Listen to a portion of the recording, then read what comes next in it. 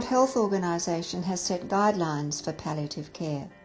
These include providing relief from pain and other distressing symptoms, affirming life and regarding dying as a normal process, intending neither to hasten or to postpone death, and above all, integrating the psychological and spiritual aspects of patient care. It's been a profound experience caring for people at the end of their life over the last 20 years. And during that time, we've had many newspaper articles featuring some of the families themselves that have received the care. And following these articles, it's been the man in the street that has been touched. And we've had many phone calls requesting the type of care that we give. But unfortunately, it's been beyond the means of these people who would really appreciate an individual approach to care and to be able to spend last days in their own home and in their own bed in the way we care and support them as nurses. And this is really the idea behind the NurseLink Foundation, to bring this care to more people, to create a community of caring where end of life and death is an important part of life, one to be honoured and one to be respected. I suppose the approach that Joy had and imbued in all the people who worked for Joy was really to look at the person as a whole, not just as a patient. In fact, that word didn't seem to creep in too often. I'm sure there's 1,000 people floating around wherever we go after death who would if they could.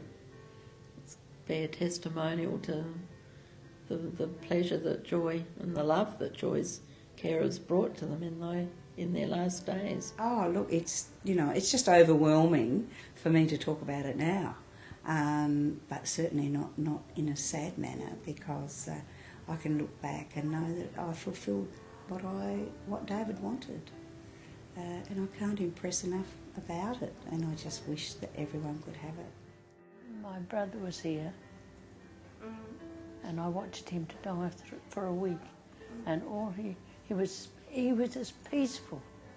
I didn't regret his going at all. Bit by bit and gradually we were known by the service that we gave, and the referrals now, 20 years later, have always been word of mouth. Because the numbers are getting a bit beyond us, I think, and particularly for the very elderly people that are uncomfortable. I'm not sure that there are enough resources that people have to be able to afford and use the kind of work that Joy and her team do. I think health funds don't put enough money into this kind of care. They're much more focused on the interventions for younger people, but we're going to have enormous numbers of old people needing this kind of support, needing the opportunity to die where they feel most comfortable and not be shunted away into somewhat indifferent nursing homes. It's not cheap, but it's very good, and it needs more support. I'm sure you will agree with me that NurseLink Foundation is a very worthwhile organisation, not only for the heart and soul that Joy and her staff bring to palliative care in the home, but also for the education and training that the Foundation provides to nurses and carers. But the Foundation cannot survive on its good name and reputation alone, nor can it survive on fees alone. The Foundation is a charity.